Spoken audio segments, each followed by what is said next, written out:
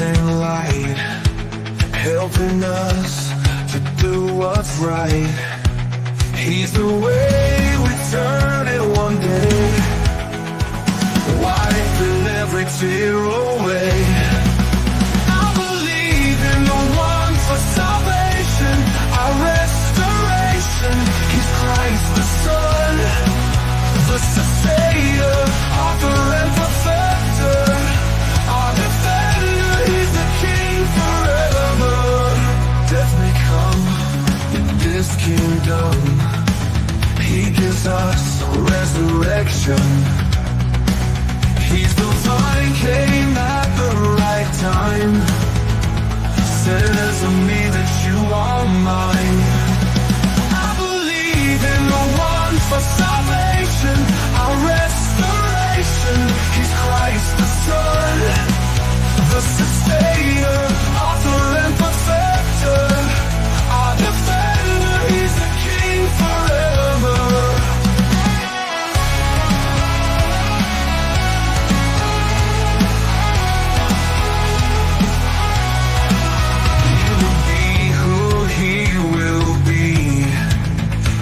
Lord, and He redeems, conquered death and sets us free.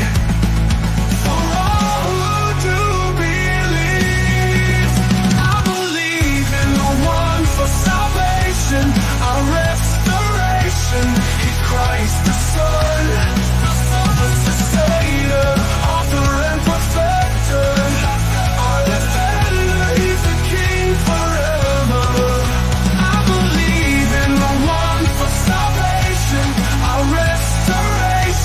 He's Christ the Son, the sustainer, author and perfecter, our defender. He's the King forever. He will be who He will be. He is Lord and He redeems, death and sets us free. For all who do believe,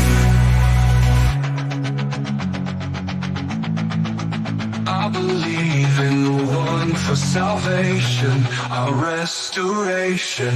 He's Christ the Son, the sustainer, author and perfecter, our defender. He's the King forever.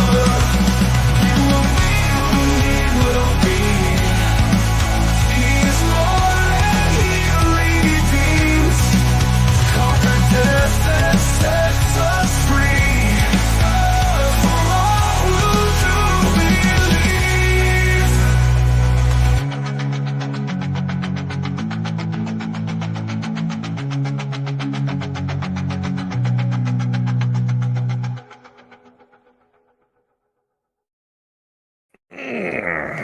All right, there we go. And good evening, everyone. Yes, we are doing Puppet Church tonight.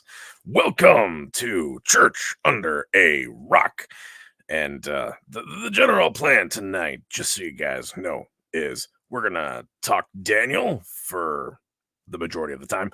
And then I'm going to pass it off to the other guy, and we'll do the Q&A stuff and dig in and find out some answers to things that are asked. Anyway, all right. So, so hello, everyone. Hello there, Thomas. I see you as well, Puppet Thomas. And so hope you guys are all doing well. We had church today too, and this morning. I think that it went pretty good. So yeah. We've actually here's the cool thing. We've been having lots of different people come to church for the first time, and it's been good. It's been interesting. One of the things that I'm trying to figure out is how do we work on retention? Do you know what I mean? Right? You get these new people. What's the good way to stick with it? Like, how do you get them back? Right? Okay, I know some churches, if you show up, they'll give you like a mug with a bunch of free stuff or other free stuff.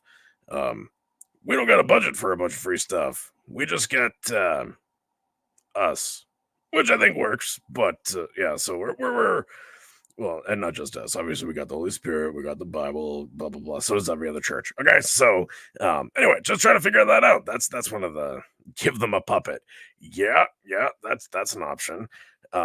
It's definitely being discussed right now. What would it look like for me to preach on a Sunday morning? Yeah, so would it be the other guy just, you know, standing there as I walk around and look? Or would it be him sitting and me being there? We don't know. But we're trying to figure it out. Thinking about it. Hello, Renee's ramblings. Yeah, I made it back today. Awesome. Where's my free mug? Mm, do you got a mug? Oh, because you're back. Got it. Okay. I was like, have I not given out all my the free mugs that we're supposed to give out for giveaways? You had me there for a second. And if you didn't, and that's like legit, you should contact me and let me know because I'm like, "Ugh."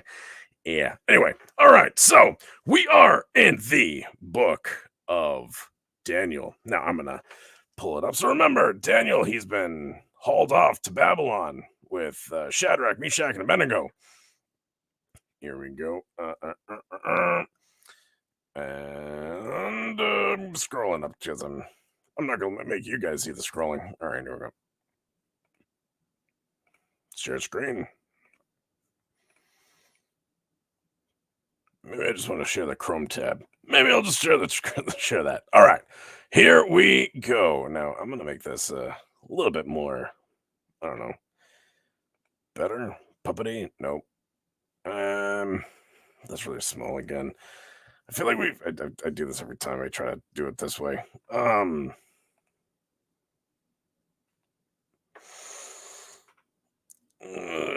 Don't prioritize the ads. Okay. Anyway, Daniel chapter 2. I mean, you guys got Bibles in theory, so you should figure it out how to read your own Bible.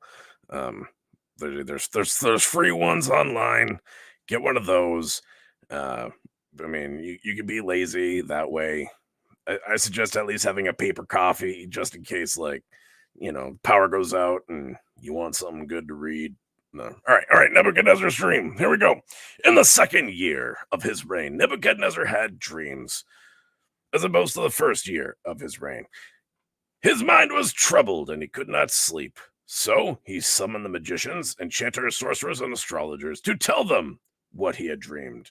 When they came in and stood before the king, he said to them, I have had a dream that troubles me, and I want to know what it means.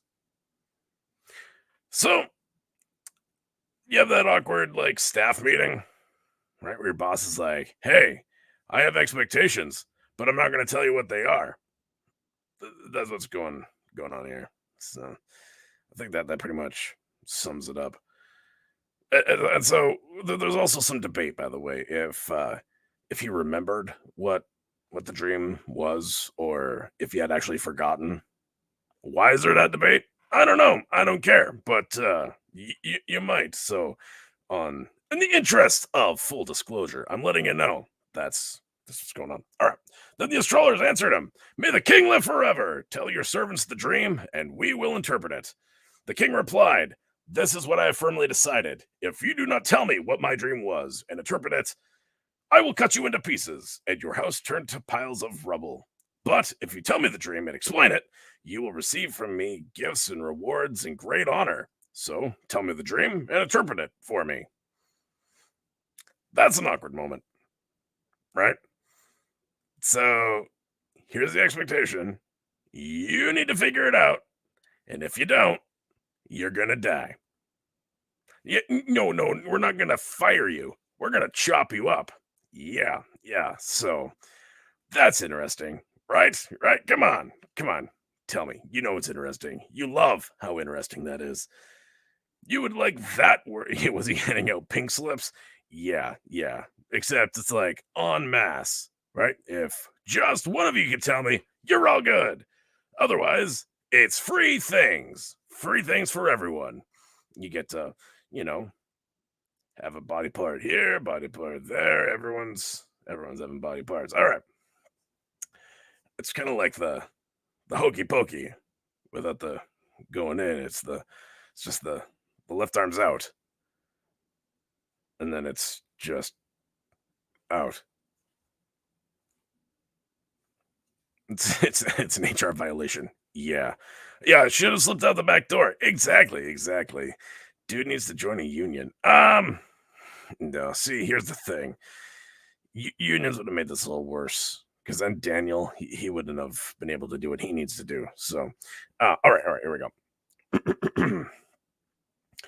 Once more they replied, "Let the king tell his servants the dream, and we will interpret it."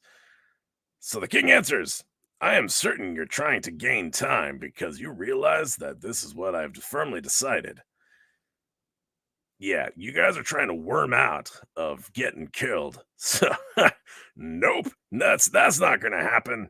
If you don't tell me the dream, there's only one penalty. You have conspired to tell me misleading and wicked things, hoping the situation will change. You're going to give me false interpretations. So then, tell me the dream, and I will know that you can interpret it for me." So the astrologers answered the king, "There's no one on earth who can do what the king asks. No king, however great and mighty, has ever asked such a thing of any magician or enchanter or astrologer. What the king asks is too difficult. No one can reveal it to the king except the gods, and they do not live among humans." I don't know about you guys, but that's a lot of irony. Okay, because remember, okay, so if you go back to the book of Exodus, you got the magicians, right? You got them, and they're like trying to foil God's plans. Okay, this is a different group, but you see these guys who they rely on their dark arts, they rely on being all tricky, and the king ain't buying it. Sometimes you need to figure that out, huh?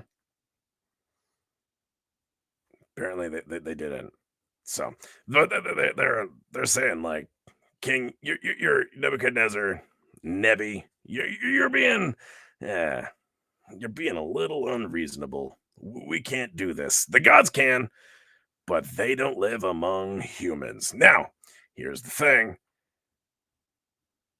when you say there's no way, we say Yahweh. Right? Because Yahweh, right? He, the God who's with his people. And that's key because God's with his people. He's not just distant, he's present. "I will be who I will be." And he says, "I will be with you." Right? That's promises all throughout scripture. God promises to be there. So now, and these guys, they actually know the truth. They're like, "This is impossible. No person can do this." Yes. Amen, brothers. No one can do this. Only a God can do this. In fact, not just any God, the God, Yahweh.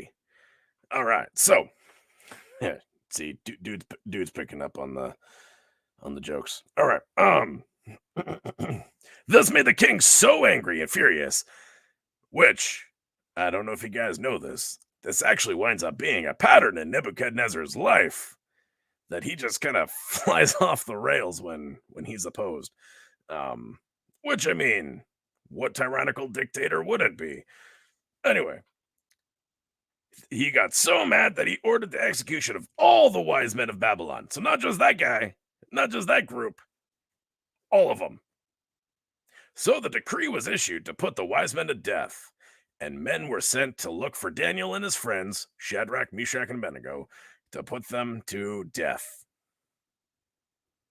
So imagine that's your job, right? "Hey, good looking kid that was really smart and athletic and healthy and all that. Yeah, yeah. Um, yeah, those guys over there, they couldn't follow the king's command. So yeah, we need to kill you right now. Chop you into multiple pieces. Sound good? Perfect. Glad you agree." Um, You have to wonder how many people died between this decree going out and them finding Daniel and the boys. So when Arioch, the commander of the king's guard, had gone out to put to death the wise men of Babylon, Daniel spoke with him with wisdom and tact. Now, I don't know about you, but sometimes you're confronted with maybe some person that has some authority over you. Maybe it's a police officer. Maybe it's like maybe it's just in college and it's like an RA or something. Um, do you respond with wisdom and tact? Mm. And Daniel, kind of like a Karen, he appeals to the manager. I'm just kidding. He wasn't like a Karen. He goes with tact and wisdom. And he asked the king's officer, why did the king issue such a harsh decree? Arioch then explained to him the matter to Daniel.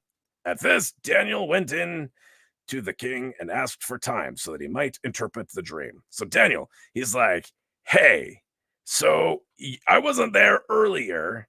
Could you give me like, a couple hours to maybe pray, figure out what's going on. I'll come back with an answer, and if I don't, well, obviously you already got a plan. But if I'm right, then we're good. Then we're good. Then Daniel returned to his house and explained the matter to his friends Hananiah, Mishael, and Azariah. He urged them to plead for mercy from God of heaven concerning this mystery, so that he and his friends might not be executed with the rest of the wise men of Babylon. So there you go. So Daniel, what's his solution? Daniel, he is like, hey King, I need some time to figure this out. So he goes back to his room and starts stressing out. He starts pacing back and forth. He's just, I don't know what to do. What should I say? Those guys, they said they were gonna, they tried to deceive. The king saw through that plan, so can't do that. No, Daniel, he actually just says to his buddies, boys, it's game time. We gotta pray to the King of Kings, Lord of Lords, get him involved in this because he knows the answer. We don't, and we need his help. And during the night, the mystery was revealed to Daniel in a vision. Then Daniel praised the God of heaven. So obviously, it was more than like 15 minutes. It was probably a good, I'm going to say day, right? Daniel's probably like, give me a day, give me the night, let me pray, let me like get it sorted. And he goes back and does this. But what's Daniel's response? Does he just immediately go to the king? No. What he does is he gives God praise. Right. And this is why Daniel, he's such a standout character. Right. He has the wisdom, he has the tact. He knows what he's doing. He knows what he's talking about. He's like, we need to sort this out. Because he takes the same approach that he did before. Daniel's consistent. He says, just give it some time. Okay. Test us. If we're wrong, well, you do your thing. And we're seeing that here. Daniel's being consistent. Now he's praising God. So we actually get Daniel's praise, right? Whether this is a song or just a prayer, I don't care. It's important. Praise be to the name of God forever and ever. What is the name of God? Yahweh. He changes times and seasons. He deposes kings and raises up others. He gives wisdom to the wise and knowledge to the discerning. He reveals deep and hidden things. He knows what lies in the darkness and dwells within, dwells with him. I thank and praise you, God of my ancestors. You have given me wisdom and power. You have made known to me what we asked of you. You have made known to us the dream of the king. Isn't that great? Isn't that good? What's also great and good? Just walking out of a worship service. That's good. That's good. I'm glad you had a good moment. So Daniel, he gives this praise and glory to God, recognizing who this is, right? Who is Yahweh, right? He starts to describe him, giving him praise and adoration, recognizing that the answer comes from him. So then Daniel goes to Arioch, the guy who was going to kill him, whom the king appointed to execute the wise men of Babylon, and said to him, do not execute the wise men of Babylon. Take me to the king, and I will interpret his dream. So I don't know if Daniel was like with a skip and a jump. Was he like excited? Was he like, hey, Arioch, hey, I know the answer. Let's go see the king. Or was he kind of like, did he walk up and just all stern? Arioch, take me to the king. I know the answer. What did he say? I don't know. I don't know. Then the king asked Daniel, also called Belteshazzar, "Are you able to tell me what I saw in the dream and interpret it?" Daniel replied, "No." You have to just imagine being in the room at that moment. A bunch of other wise men and the enchanters, magicians, all of them. They're like, "Mm, I think you were supposed to say yes." No wise man, enchanter, magician, or diviner can explain to the king the mystery he has asked about. Right. So is this like a again, like I kind of just picture Daniel like doing like a dot dot dot and just like smiling, right? Just like this is kind of funny. Just watching these guys sweating. He knows the answer, but he's like, it's kind of fun too, taunting those guys. Anyway, King. But there is a God in heaven who reveals mysteries. He has shown King Nebuchadnezzar what will happen in days to come. Days not meaning like literal days, it's literally meaning future. Your dreams and visions that pass through your mind were laying, sorry, your dreams and visions that pass through your mind as you were laying in bed are these. As your majesty was lying there, your mind turned to things to come, and the revealer of mysteries, that's Yahweh, showed you what is going to happen. As for me, this mystery has been revealed to me revealed to me not because I have greater wisdom than anyone else alive, but so that your majesty may know the interpretation and that you may understand what went through your mind.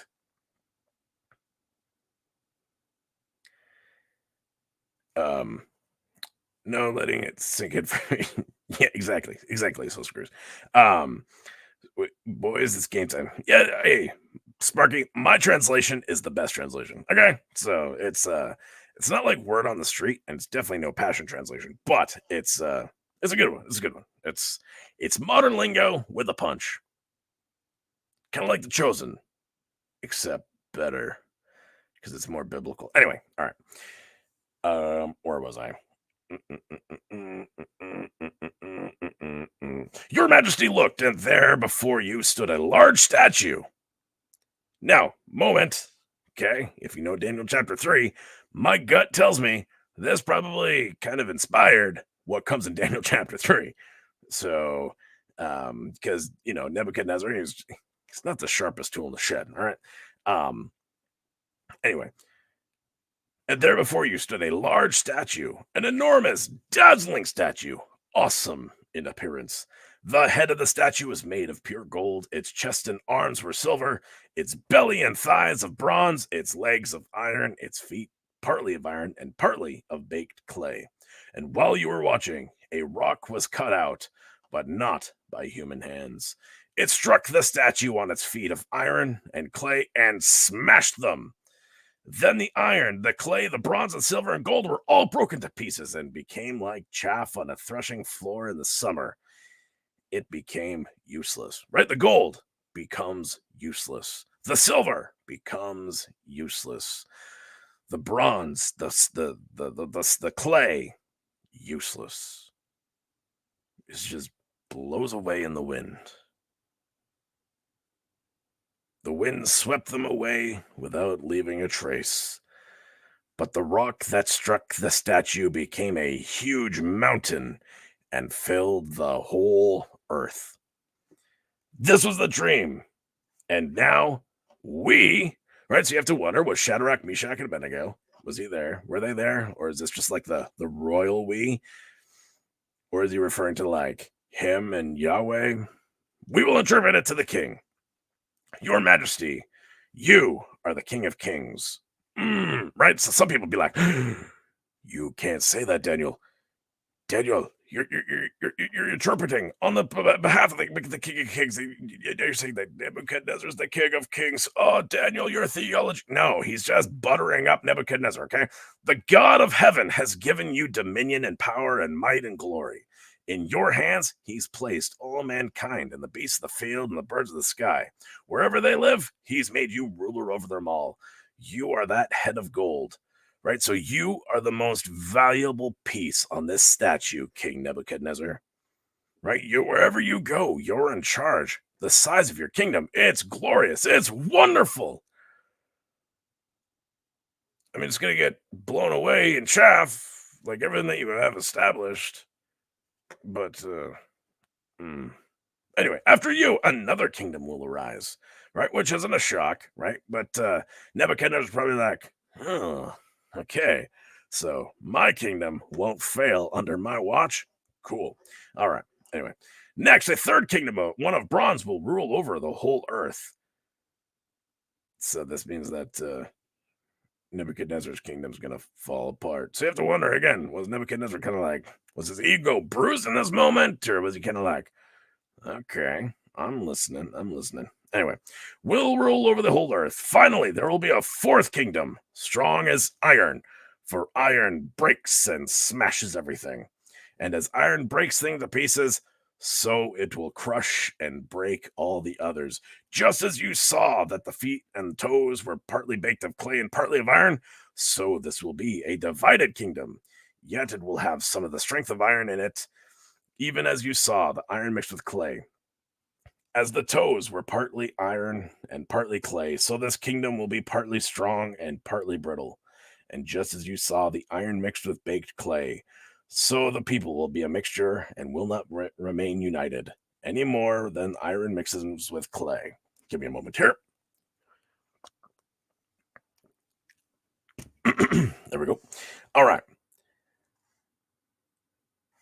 Now, I'll get my thoughts after in a moment. All right.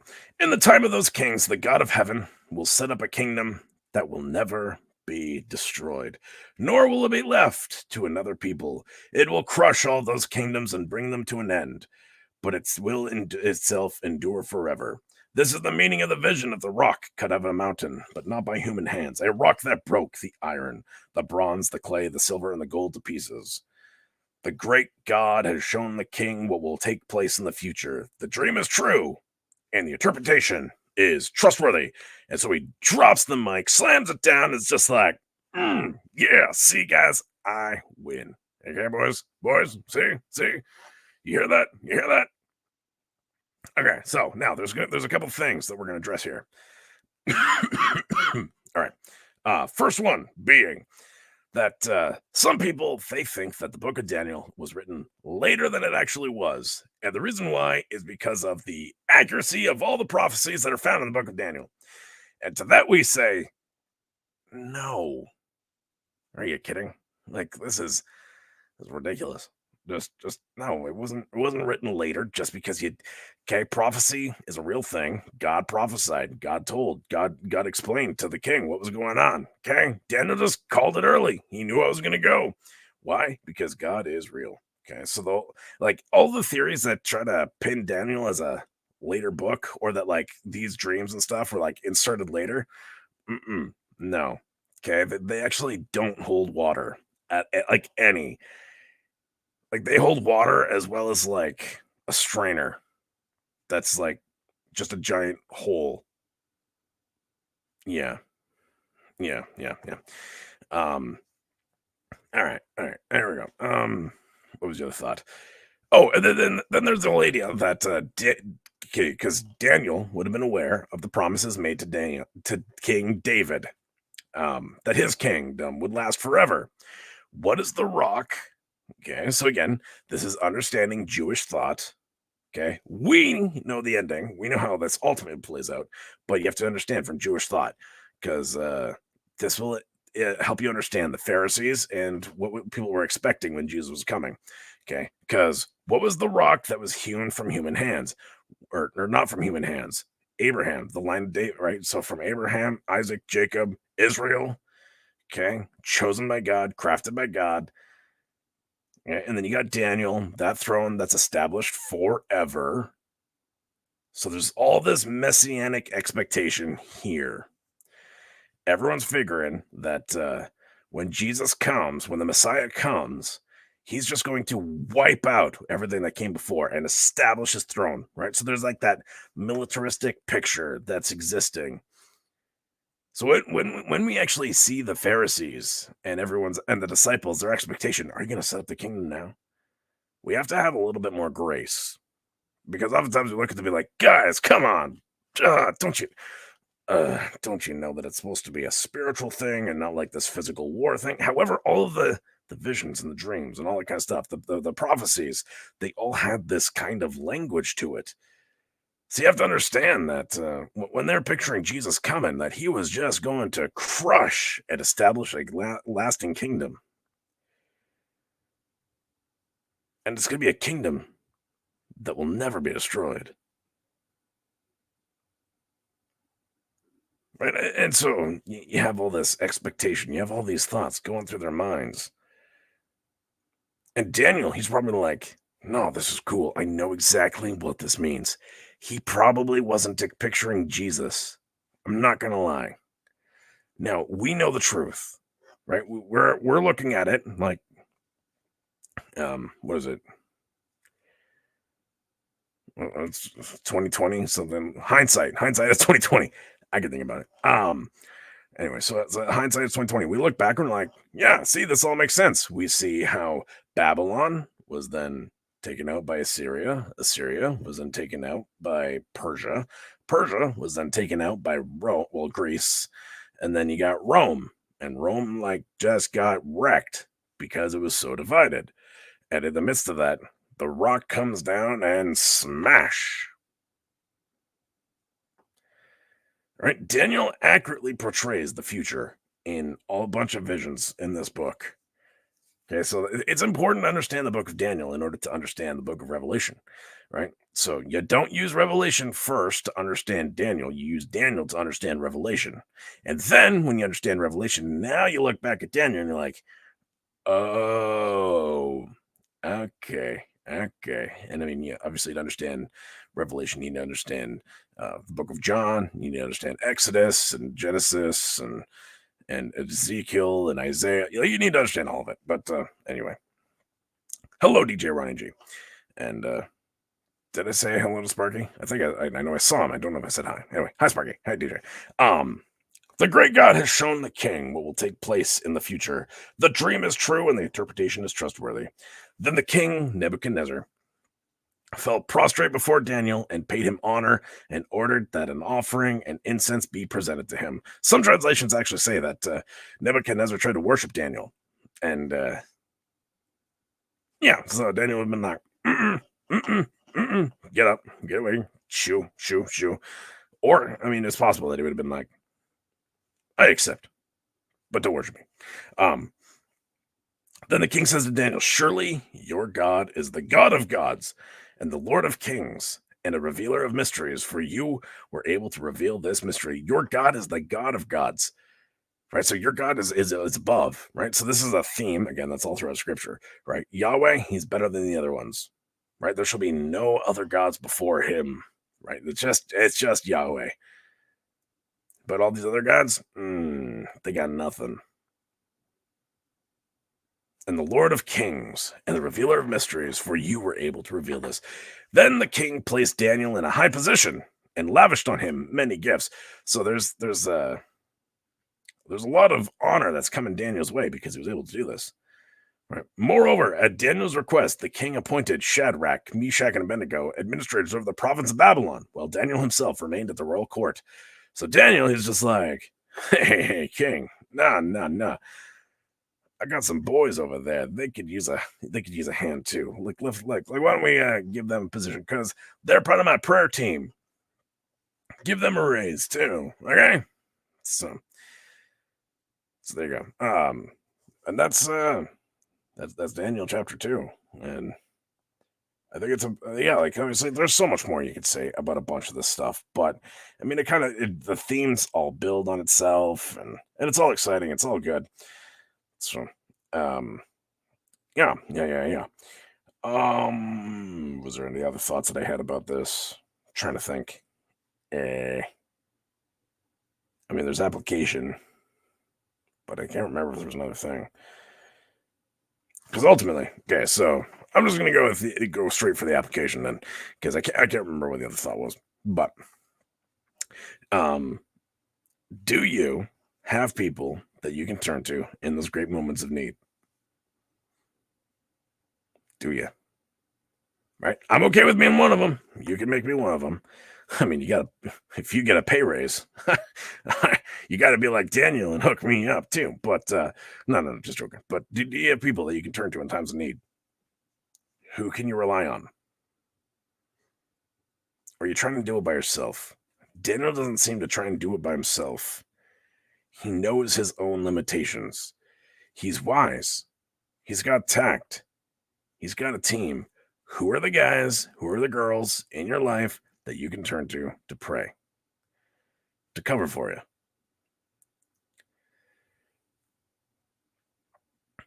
I think that's important. And then two, when something happens, do you ascribe God the glory? Do you give him praise? Right? For example, right? So um the other guy shared last week that God provided that the tooth is his tooth is being taken care of, right? That the financial need there, it's all getting cleared up there. But do you guys realize that that came through individuals, right?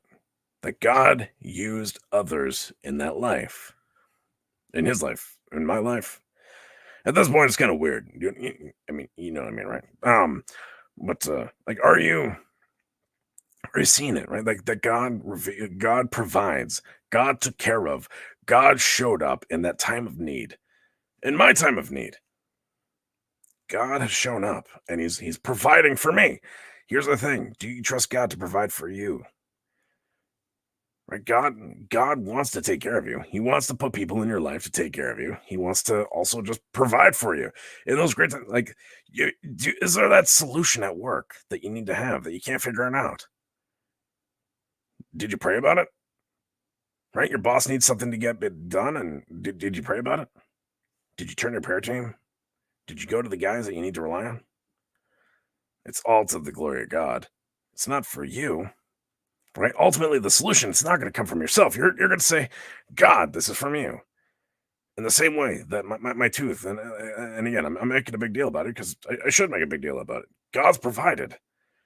Guys, that's a $1,200 bill for me that I don't have the money for, but God provided. Right? I trusted him. Do you trust God? Do you trust God to provide through others? Do you trust God to provide it as necessary? Right? I hope that's encouraging to you. I hope that helps. Um, but you just need that team. You need to trust God to provide the answer. Will you trust him? Will you lean into him? And ultimately, that's one of the big things that you see all throughout this book is will you trust God? Daniel trusts God. Will you trust God? No matter what. Even if you die, will you trust him? Will you trust God? Will you remain faithful? It's kind of like that's a theme all throughout scripture. Why did God pick a bunch of guys rather than one? I think just because they were the good looking smart ones. At least that's what that's what we learned from the beginning of the book. So because Nebuchadnezzar like, hey, find the young, healthy, rich guys that are smart. Find the package deals and bring them to me. And so God's just like, well, that's what he wants. That's what he's gonna get. And there you go. I trust God to further his kingdom, and I know sometimes that might include him not giving me what I need or think I need. That too. That too. Right? There's a reason why we say, Father, your kingdom come, your will be done on earth as it is in heaven. Right? Jesus, he models it for us well that we could say, hey, God, I don't really want to go through with this. I don't want to do this, but your will be done. Right? Will you trust him? Will you trust him? So it's there's this teaching that's out there that sometimes people say, um, God's not saying no, he's saying not yet. Sometimes God just says no. All right. So sometimes you're praying and you're like, God, I need an answer. Sometimes that no answer, that's your answer. Okay. You're like, God, I need you to intervene. God's just like, nah. I need you to remain faithful. I need you to learn how to suffer well. Or I need you to learn how to like deal with this. You made this bed. Now you got to sleep in it, right? Sometimes God does that because he loves us. Sometimes God disciplines his kids. There's that reality. And sometimes he knows what we can't handle, right? Because there's that whole passage in Corinthians, right? The temptations, right? He won't let you be tempted beyond what you can handle. And sometimes he knows that if he provides you with too much, that might lead to temptation that you won't be able to get out from. So he's like, you know what? No, I'm going to take care of you. I'm going to provide for you. Sometimes you you do get stuff because God knows you can handle it. So it's kind of like a mixed bag, but it's almost like God takes it on a case by case basis and gives us what we need individually for the collective purpose of representing Him well as the church. So anyway, I guess I can pull this off now because we're not looking at any more Bible. Anyway, no, just joking. Anyway, so I had said that we're gonna turn to like a Q&A time, and so I'm gonna pass it off to the other guy, and so you guys can give me 2 seconds to get set up there as we switch to that. So if you guys got questions, because I remember there was a question about the Apocrypha that we didn't have time to look up, so here we are. We'll look it up now, and yeah, I think it was Dude McMahon asked that about that. Don't slam the Bible. This isn't a Southern church. All right. Okay. I mean, we can make it sound Southern. Anyway, I'll back out. Let the other guy jump in. So give me a realistic 10.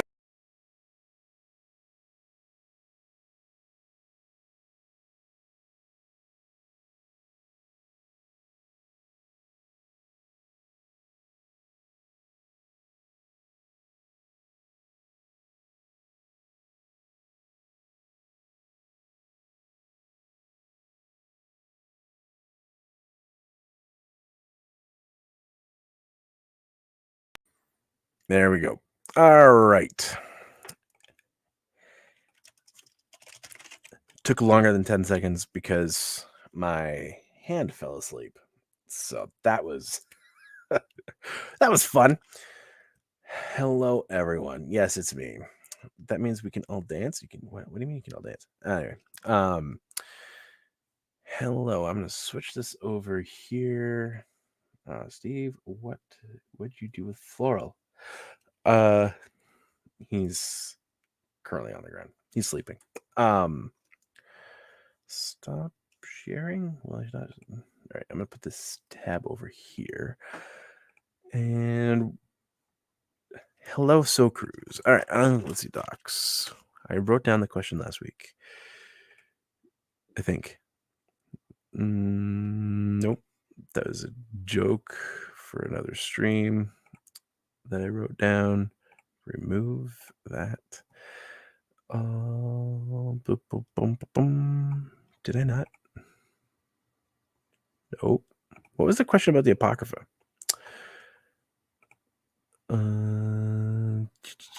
Nope. That's I think my question was about Bell and the Dragon. Right. What was it about Bell and the Dragon, though? That's the question. Bell and the Dragon.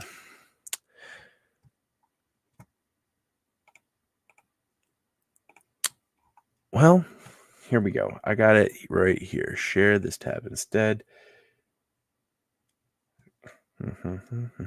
Let's read it. Oh, whoops, wrong button. There. I can make my smell small. I don't care about that. All right. Sorry, I'm going to drink some water.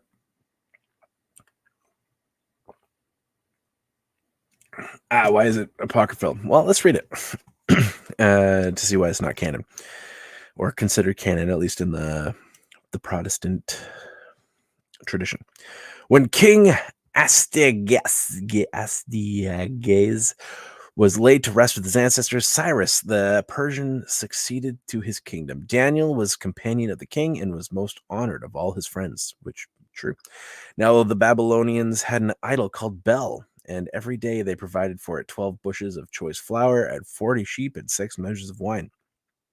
The king revered it and went every day to worship it, but Daniel worshipped his own God. So the king said to him, "Why do you not worship Bel?" He answered, "Because I do not revere idols made with hands, but the living God who created heaven and earth and has dominion over all living creatures." The king said to him, "Do you not think that Bel is a living God? Do you not see how much he eats and drinks every day?" And Daniel laughed and said, "Do not be deceived, O king, for this thing is only clay inside, bronze outside, and has never eaten or drunk anything." So already I'm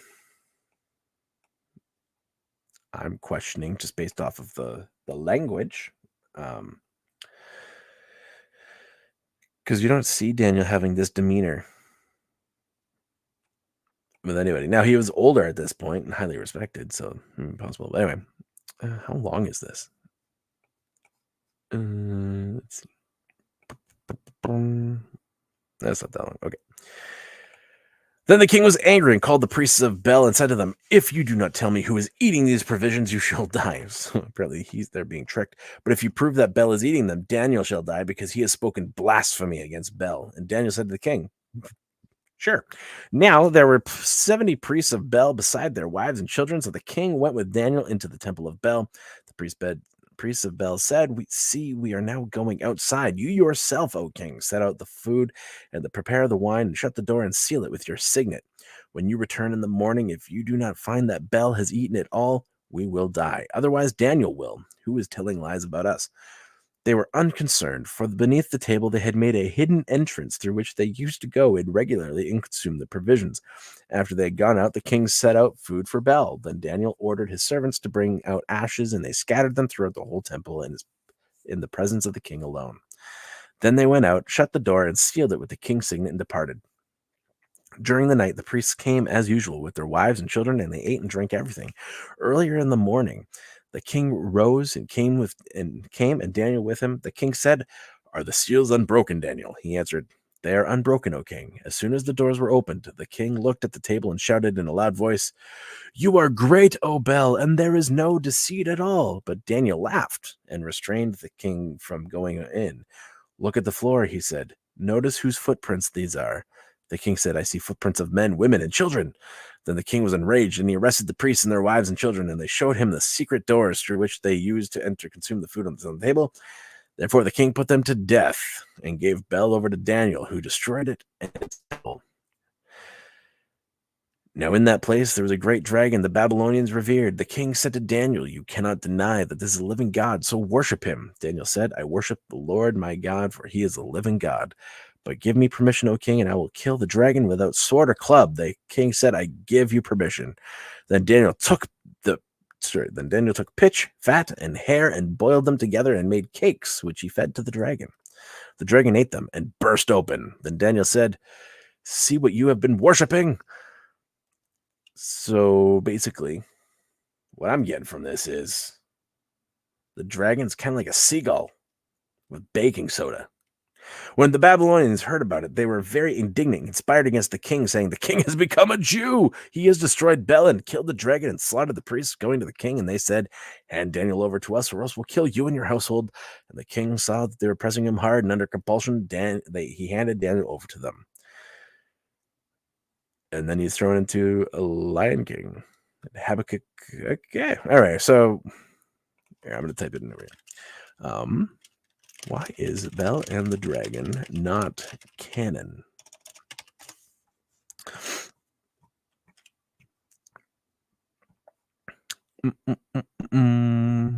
Share this tab.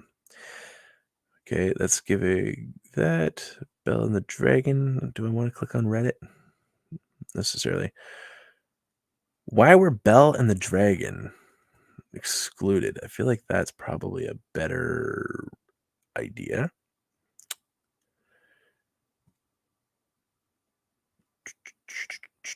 Questionable historicity.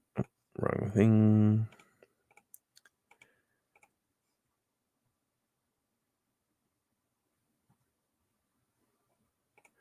You know what? Got questions. As a general rule, they're pretty good. So we're gonna look at them. All right. I'm seeing Floral next one. I'm seeing Steve. Clearly, Earth is being infiltrated by they who sleep. I'm a changeling. Actually, my wife and I, we were watching a little bit of the Jim Henson, whatchamacallit,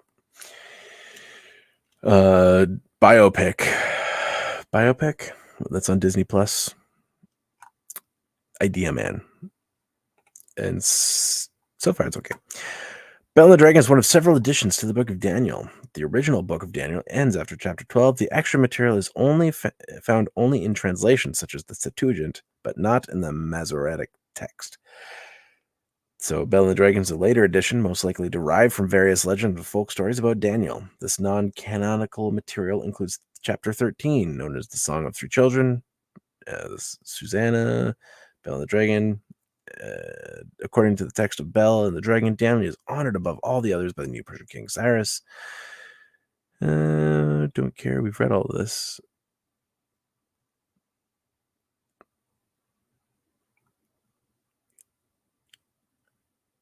And in Catholics. Okay, so it's included in some apocryphal Bibles and in the Catholic. Okay, so basically, when was Bell and the Dragon written? Stories of Bell and the Dragon were probably written in Hebrew towards the middle of the 1st century. It's kind of what I was thinking.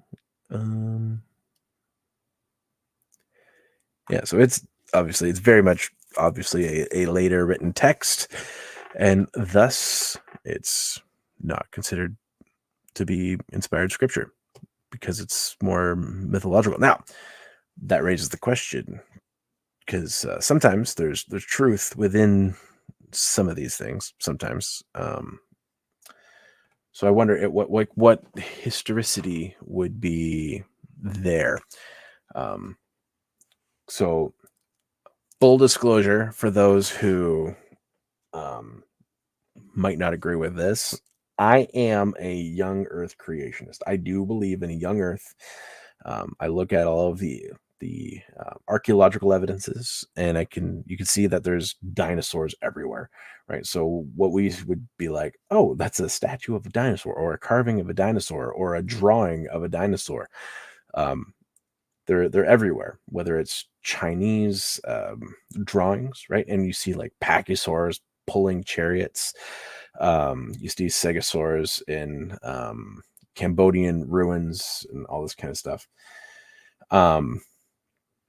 It's plausible that there was some story that was like this, where some dude made some weird concoction and fed it to a dinosaur, and its gut burst open. But yeah, so I kind of lean towards like there's probably elements of truth within this, but the latter chapters, specifically this story, is a little bit more fictional, and it doesn't line up with the character of Daniel that you see all throughout the whole rest of the book. So it's questionable. It's questionable. Worship. Amish kid and dad go to a mall and watch the elevator. Old lady gets in and goes up. Elevator comes back down, and very pretty woman comes out. Dad says to boy, "Go get your mother."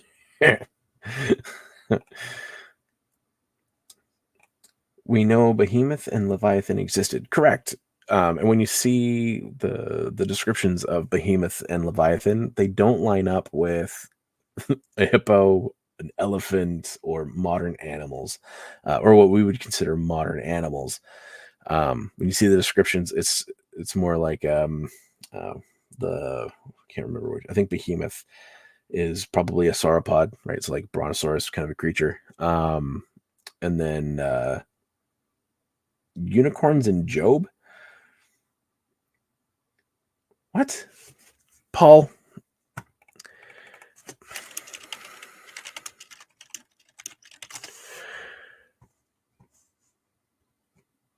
Is that just a KJV translation? Job 39. Okay. I did not.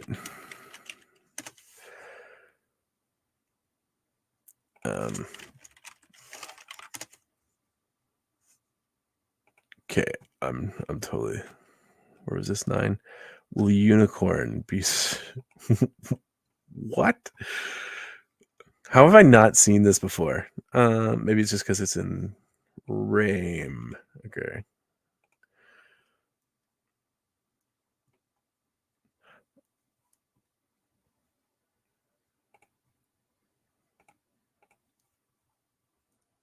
Okay, here we go. I'm going to share this tab.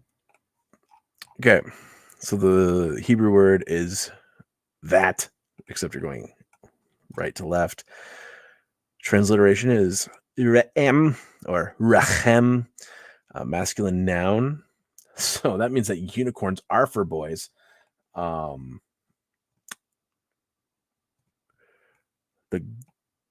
the great auroch or aurochs. What's an aurochs?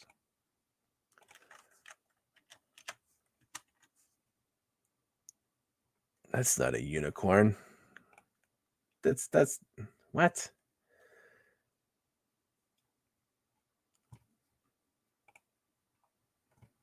The exact meaning is not known. So that's fine. But where all is it mentioned? Numbers?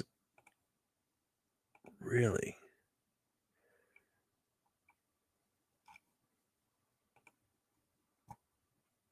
This is the first... All right. Like, how do I... Again, I'm going to say that. Okay, I'm going to check the translations here because that's going to be the key right there and why I've probably just never seen it. Job 39. Where is it? Let's do NASB. It's pretty safe. Share this tab instead. Verse 9. And will the wild ox? That's why I've never seen it. Right there. Because like oxes, yes, I've heard of oxes or narwhal. Man has a way of canceling species. It's true. Anyway, so apparently it's a vague word. So, honestly, totally news to me. This is not something I've seen before. Anyway, totally fine. That was a rabbit trail. What were we? We were looking up Daniel, and then we're talking about Leviathan. Which dinosaur was Leviathan? I can't remember.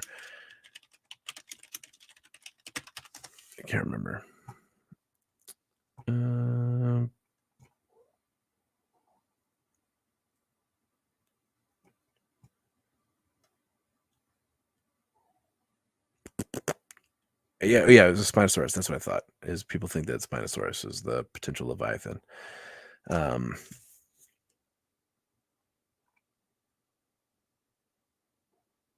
But anyway, yeah, Leviathan was water-based, and Behemoth was not. It was a rhino. You describe a rhino, Sparky, and you tell me what what animal that actually is, because it ain't describing a rhino. It's not describing an elephant. It's describing something totally different. I mean, there's fossils of all these animals that are everywhere. Dinosaurs and mammals, all this kind of stuff, and they're not that deep.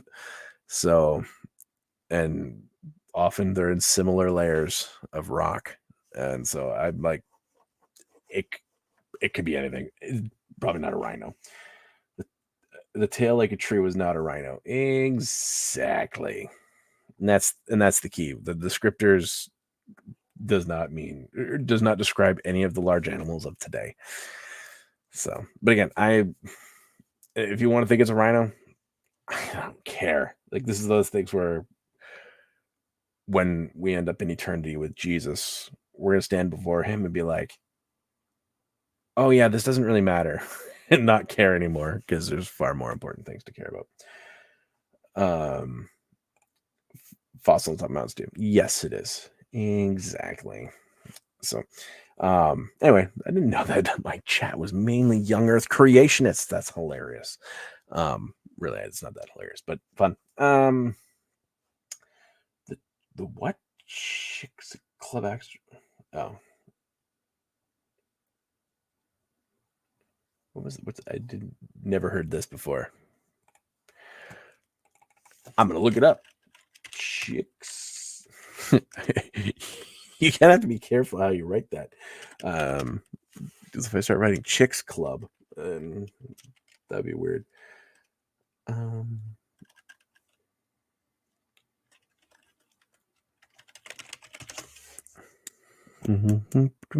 Whoa. That's funny. Never seen this before. You guys ready for this? Okay, so I did this. I'm gonna refresh it. Let's see what happens. It did it again. There's an asteroid that goes flying by your screen. Little things. 66 million years ago. See, when I see those numbers, I'm kind of like, you just can't take these things seriously. I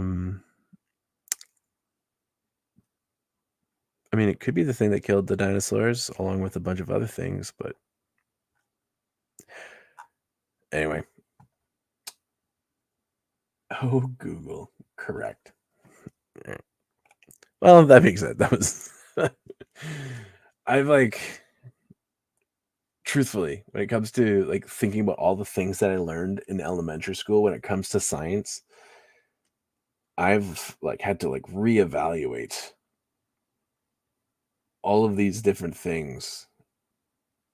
Because again, I didn't become skeptical of those teachings until I actually started to investigate and look at them and compare what, like, quote unquote, the creation scientists would believe. And I was like, okay, well, I mean, the creation guys, like dinosaurs on the ark, are you kidding me? But when they explain that, like, you're not going to have a full-size dinosaur on the ark, it would probably be a baby or the eggs. Like, it doesn't even have to be like something you have to feed immediately, just something you got to keep warm. It's like, oh, okay.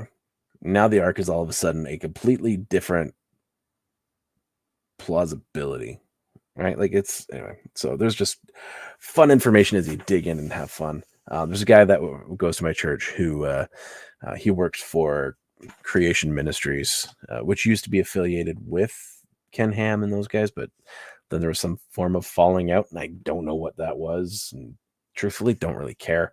But I was very skeptical until I actually started researching other things outside of what he said, because at first I'm like, whatever. Anyway, but now I question it all.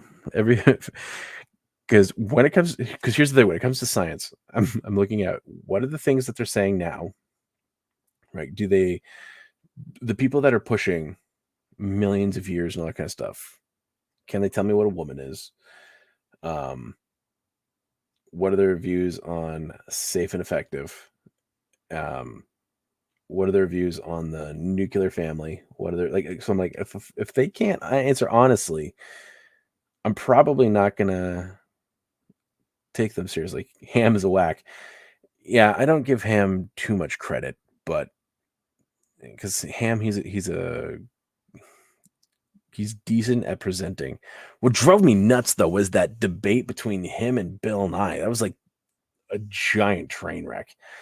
Like, whoever thought that was a good idea? Yeah, just don't. On the creation thing, what do you think about intelligent design? Well, I mean, technically that would, like, creationism would fall under the idea of intelligent design.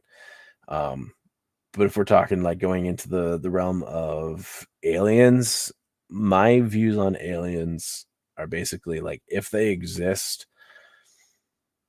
they're probably not what everyone wants them to be. They're probably just animals.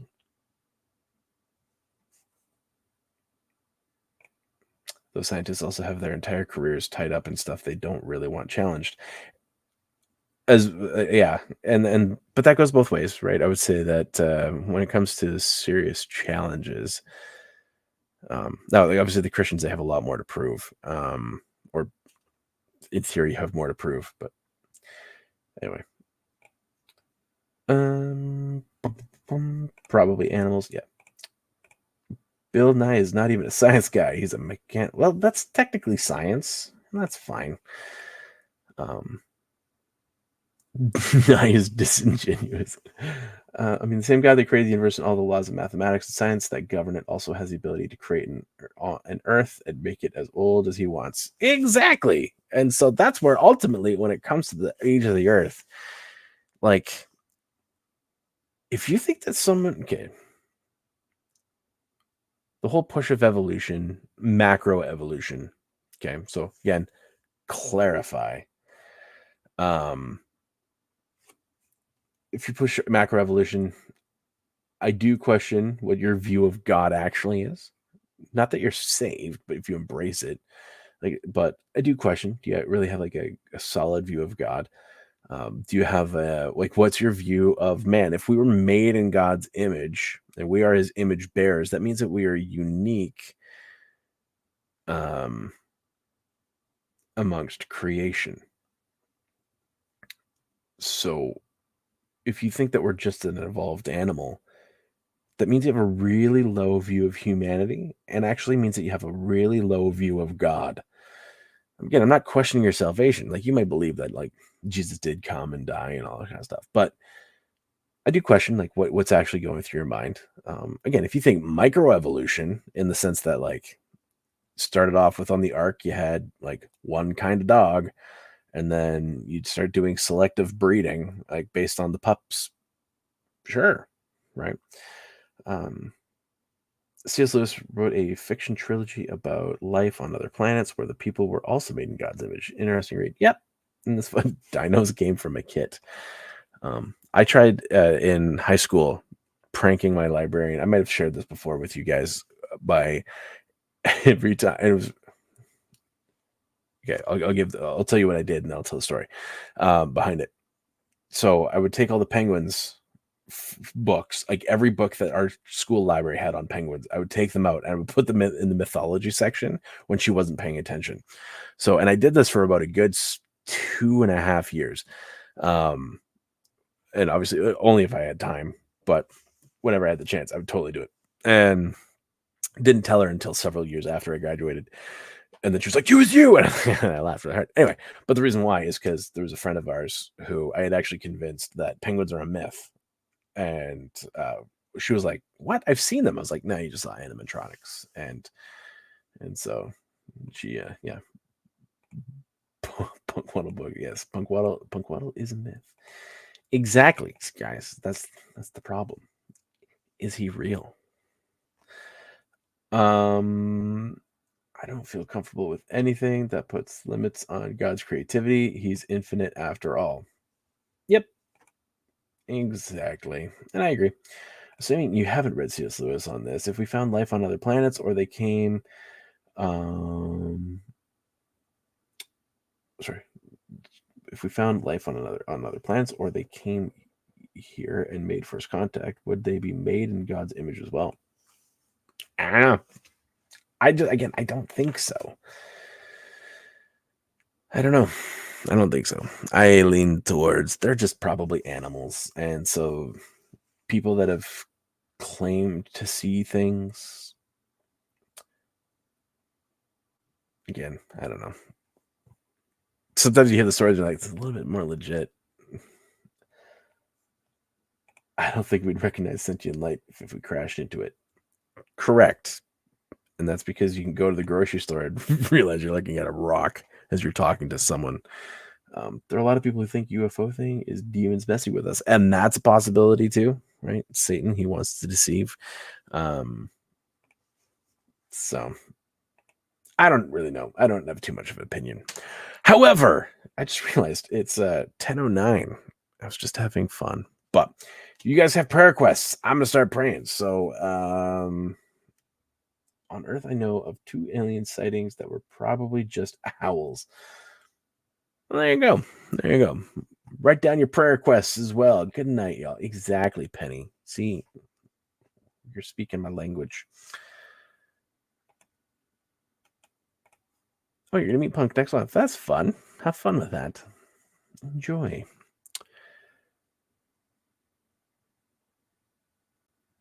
Lagos Doctrine.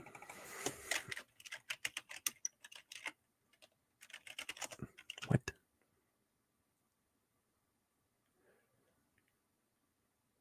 Or Logos? Is that supposed to be Logos, not Legos? Because when I hear Legos, I think of...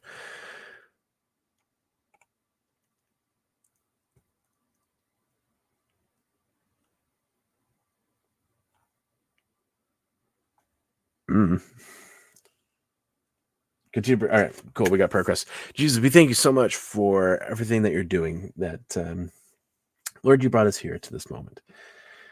Lord, there's various things that we're facing, and obviously, this is an opportunity where we can come together and pray for different things that are going on. Just like when Daniel was faced with his own death, that he was able to bring the need to the rest of his team. And those guys, they prayed all together and waited for God to answer. Lord, I ask that for the different things that we're going to be facing in the coming days, months, years, that, Lord, we would come together and remember that we're here for each other, that we're supposed to be in this together. And that there'd be a hope that comes out of that there'd be an encouragement, knowing that we're not alone, that we are called by you to be your servants together, to be the church, not in isolation, but together. Father, I pray for Dude's dad as he's recovering, and that again, everything would be working fine, that motor functions would continue to go the way they need to go, that any memory and thought processes, that all of those things would just be healed up, and that he'd actually be functioning better now than he did before. And just for the family, as obviously these kinds of things can be a wear on finances, whether it's direct or indirect, and whether it's the parents living in the same home or not, that there's always a burden in some way that impacts the rest of the family. I ask that you would just continue to provide. I pray that you would just show up in the way that only you can. That, Lord, you would put people in Dude's life who can help provide for the need. That, Lord, you would also help Dude too, and the family, to be able to work hard, to be able to provide for what's needed. And that you would provide solutions that where insurances could come in and just alleviate the pressures, that, Lord, that would take place, and that there'd be no resistance, that everything would just work out there. And pray for Northman, that everyone would be healthy and safe over there where the storms are happening, that, Lord, you would just continue to work in those people's lives, and that the storm would somehow draw people closer to you, and that there would just be life change that results as a result, and that you would just touch the hearts and the minds of those that can do things, that have the ability, the resources, the space, whether it's maybe bringing in a family that's nearby just to keep them healthy and safe. Maybe it's providing meals, or maybe it's providing financial resources, or whatever it is. Thank you that there are different states like Florida that are stepping up and going above and beyond. And I pray that there would just be more of that, that we just see the United States just caring for itself well, and modeling that for the rest of the world, as they did at one time do, and may they do it well again. And so I pray that everything would go smooth in terms of cleaning up and recovering, and that there'd be no issues going forward in that way.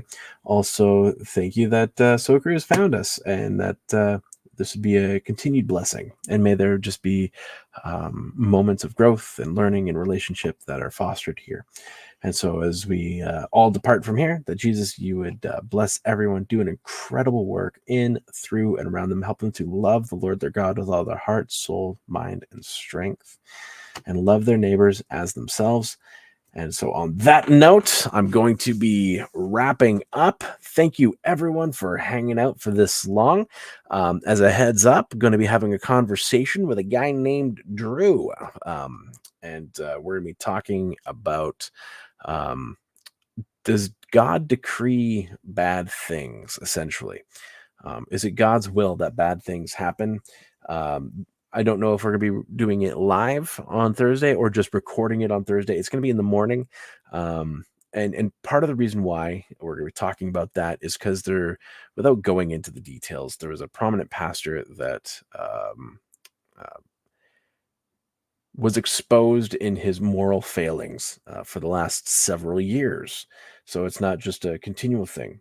And then also in response, thinking about my brother and his situation. So for those of you guys who don't know, my brother, he's my stepbrother, but he lived a life where he pursued drugs and alcohol and got involved with gangs and also had bookies after him regularly. And so he ended up getting sober for several months, met a girl, went back to the area in which he was caught up in all of that stuff. Girl left him. He ended up homeless and ended up back on drugs and destroyed his life. And some people would say God willed this. And why do these conversations matter?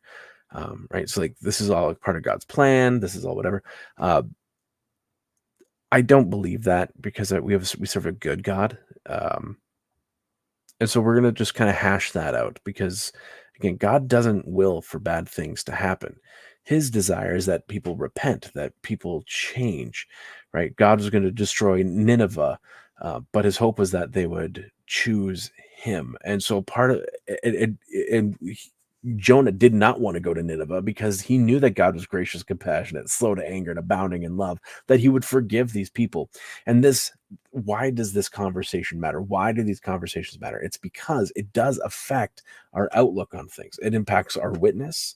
It impacts the way that we understand events, right? So when we see evil, it is just truly evil. Now, is God great? Is God good? Because God's actually in control.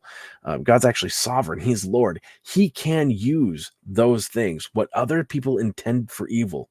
He can use those things for good. So he can actually redeem situations. But he did not want those things to happen. It wasn't his desire. It wasn't his will. He did not determine it. So understanding that, having that conversation and hashing that out a little bit more. So that's going to be coming up fairly quick here. And then just because of a bunch of church stuff and family stuff and all that, just trying to upload stuff to this channel from the other channel. It's been a bit of a nightmare just due to time. So if it goes there, they can discuss what you guys are. Yes, correct. So anyway, so you can look forward to that. And anyway, so that I don't know exactly when that's going to happen, how it's going to happen, but I know it's on Thursday that I'm recording, and then you can get that info after. So I'm hoping that that's a blessing to you and helpful to you in understanding the circumstances that you face and what you see other people go through. And so that because this way you can have hope, right? And all that comes through the whole process that Romans talks about, that suffering produces perseverance and perseverance produces character and character produces hope. So I'm going to wrap her up. Have a great night. Love you all. Bye-bye.